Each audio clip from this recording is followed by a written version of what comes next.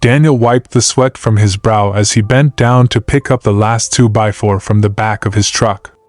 The August sun bore down on him, making the simple task of unloading wood feel like a full day's work. He glanced over at his 6-year-old daughter, Lily, who sat on the porch steps of their small rental house, humming to herself as she traced patterns on the dusty wooden boards. "You holding up okay, kiddo?" he asked, forcing a smile. Lily looked up and grinned. "I'm good, Daddy. Just hot." Daniel chuckled, though the exhaustion in his bones made even that feel heavy. Money was tight, tighter than he liked to admit. He'd been picking up side jobs where he could, but work had been slow. His old truck needed new tires, rent was due in a week, and he was still behind on the electric bill. He had just enough left in his account to get them through the next few days, but after that, he wasn't sure. As he stacked the wood by the side of the house, he noticed his elderly neighbor, Mrs. Harris, standing near her broken fence. She was a frail woman, probably in her late 70s, with silver hair neatly pinned back and a sun hat perched on her head. She had always been kind to him and Lily, occasionally bringing over cookies or small treats for his daughter, but today she looked troubled. Daniel walked over, wiping his hands on his jeans. "Everything okay, Mrs. Harris?" She sighed, looking at the fence. "Oh, Daniel, I hate to ask, but do you know anything about fixing fences? That windstorm last week did a number on it, and I don't think I have the strength to fix it myself." Daniel examined the damage. A few of the wooden slats were completely missing, and the rest leaned at an awkward angle. It wasn't the worst he'd seen, but it would take some work to get it standing properly again. "I can fix it," he said without thinking. Mrs. Harris's eyes brightened. "Oh, I'd be happy to pay you." "No need," Daniel interrupted, shaking his head. "You've done plenty for Lily and me. Consider it a favor." Her lips pressed together in a soft smile. "That's very kind of you, Daniel. But are you sure? I don't want to take up your time." "I've got time," he assured her. Lily ran over, tugging at his sleeve. "Can I help, Daddy?" Daniel ruffled her hair. "You sure can. You can hand me the nails when I ask for them." Mrs. Harris clapped her hands together. "Well, in that case, let me bring you both some lemonade." As she disappeared inside, Daniel got to work. The heat made the job harder, but he focused on the task at hand, grateful for something to keep his mind off his own troubles. Lily sat nearby, watching him intently, handing him nails whenever he asked. An hour passed, then another. Mrs. Harris came out occasionally to check on him, making sure he had water and offering small words of encouragement. Daniel could tell she was the kind of person who cared deeply about others. She reminded him of his own grandmother, who had always insisted on feeding anyone who walked through her door, no matter how little she had. By the time the sun started to dip in the sky, the fence was sturdy once again. Daniel stepped back, wiping his hands on his jeans. "There," he said, satisfied. "That should hold up just fine now." Mrs. Harris beamed. "Oh, Daniel, it looks wonderful. Thank you so much." Lily clapped her hands. "We did it, Daddy." Daniel laughed. "We sure did, kiddo." Mrs. Harris looked at him thoughtfully. "You didn't have to do this, you know." Daniel shrugged. "It was the right thing to do." She nodded slowly, as if considering something. "Daniel, would you and Lily stay for dinner? I made a roast, and I'd love the company." Daniel hesitated. He didn't want to impose, but he also knew there wasn't much food left at home. A warm meal sounded like a blessing. "We'd love to," he finally said. Mrs. Harris's smile widened. "Wonderful! Come on in, then." As they stepped inside, Daniel had no idea that fixing this fence would change his life in ways he never expected. As Daniel and Lily stepped into Mrs. Harris's cozy home, the aroma of roasted meat, buttery mashed potatoes, and fresh baked rolls filled the air. It had been a while since Daniel had smelled a home-cooked meal like this, and his stomach grumbled in response. Mrs. Harris chuckled. "Sounds like I invited you just in time." Daniel smiled sheepishly. "It's been a long day." Lily looked around in wonder. The house was filled with warm, antique furniture, books stacked neatly on shelves, and framed pictures of what looked like family members from different generations. "Your house is pretty," Lily said, her little fingers brushing against the edge of a lace doily on the table. "Why, thank you, dear," Mrs. Harris said, guiding them to the dining room. "It's been my home for over 50 years. They sat down, and Mrs. Harris wasted no time in serving generous portions onto their plates. The food was delicious, and Daniel had to stop himself from eating too quickly. "You cook better than any restaurant in town," he said honestly. Mrs. Harris waved a hand dismissively. "Oh, nonsense. Just a little practice over the years." She glanced at him with a knowing expression. "I know times have been tough for you, Daniel." Daniel stiffened slightly. He hated pity, but there was only kindness in her eyes. "I manage," he said, trying to keep his tone light. Mrs. Harris studied him for a moment before nodding. "I believe you do. But managing isn't the same as thriving." Daniel didn't know how to respond, so he focused on his plate. Lily, oblivious to the tension, grinned. "Daddy works really hard." Mrs. Harris smiled at the little girl. "I can see that." After dinner, she brought out a plate of homemade cookies and sat down across from Daniel. "I don't usually pry, but I want to ask you something." Daniel raised an eyebrow. "All right. Have you ever considered working for yourself?" Daniel let out a short laugh. "Starting my own business? I can barely keep the lights on as it is." Mrs. Harris leaned forward. "That's not what I asked. Have you considered it?" He hesitated. Truthfully, he had. He was good with his hands, good at fixing things.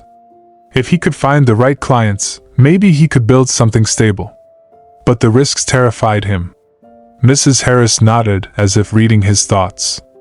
"My late husband, George, started his own repair business with nothing but a toolbox and determination. Everyone told him he'd fail. But he built something good, something that lasted." She glanced out the window toward the newly repaired fence. "I see the same kind of work ethic in you." Daniel rubbed his chin. "Even if I wanted to, I don't have the money to start anything." Mrs. Harris smiled. "What if you had some help?" Daniel frowned. "What do you mean?" She took a deep breath. "I've been looking for someone trustworthy to help me maintain this house and the properties I own around town. I could hire you as a full-time repairman, and more than that, I could help you get started with your own business." Daniel's eyes widened. "Why would you do that for me?" Mrs. Harris's expression softened. "Because good people deserve a chance. And because I know you'll pay it forward one day." Silence stretched between them. This was more than just a job offer. This was a lifeline. Lily tugged on his sleeve. "Daddy, does this mean we won't have to move again?" Daniel swallowed the lump in his throat. He looked at Mrs. Harris, seeing not just an old neighbor, but a woman who believed in him when no one else did. "It means we might just have a real shot at something better, kiddo." Mrs. Harris smiled. "So what do you say, Daniel?" Daniel exhaled slowly, then nodded. "I say, let's give it a shot." The next morning, Daniel woke up with something he hadn't felt in a long time: hope. As he brewed a weak cup of coffee in their tiny kitchen, he thought about Mrs. Harris's offer. It still felt surreal. Was he really about to take the leap into something bigger? The fear of failure gnawed at him, but so did the realization that he had nothing to lose. Lily padded into the kitchen, rubbing her sleepy eyes. "Daddy, do we get to see Mrs. Harris today?" He smiled and ruffled her messy hair. "Yeah, kiddo. We've got some work to do." After breakfast, they walked over to Mrs. Harris's house, where she was already waiting with a notebook and a cup of tea. "I hope you got some rest," she said, leading them inside. Daniel chuckled. More like a lot of thinking. Mrs. Harris nodded knowingly. Starting something new is always scary. But the best things usually are. She handed him the notebook. Here's a list of things that need fixing at my rental properties. I thought we could start with those, and once you're comfortable, we can talk about expanding. Daniel flipped through the pages. Broken cabinets, leaky sinks, peeling paint, nothing he couldn't handle. This is a lot of work. Mrs. Harris smiled. Which is why I'll be paying you well for it. Daniel exhaled, feeling a weight lift from his shoulders. Steady income, enough to cover rent, groceries, and maybe even save a little. This was more than he had dared to hope for. I won't let you down, he promised. I know you won't. Over the next few weeks, Daniel threw himself into the work. He repaired fences, patched up walls, fixed plumbing, anything that needed attention. Word spread fast, and soon, Mrs. Harris's tenants started recommending him to their friends and neighbors. One afternoon, as he was finishing up a repair on an apartment door, a man in a crisp suit approached him. You Daniel? The man asked. Daniel wiped his hands on his jeans. Yeah.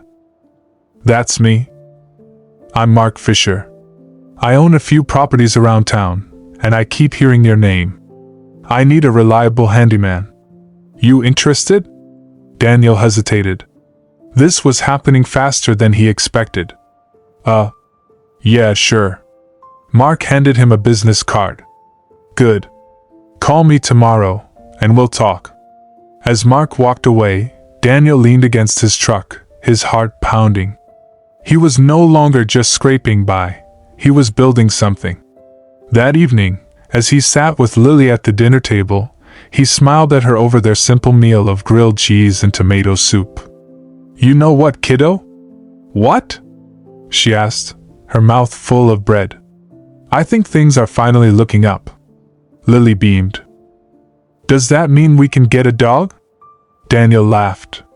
Let's start with getting a little more settled first. Lily pouted playfully but giggled. As he tucked her into bed later that night, he felt an overwhelming sense of gratitude.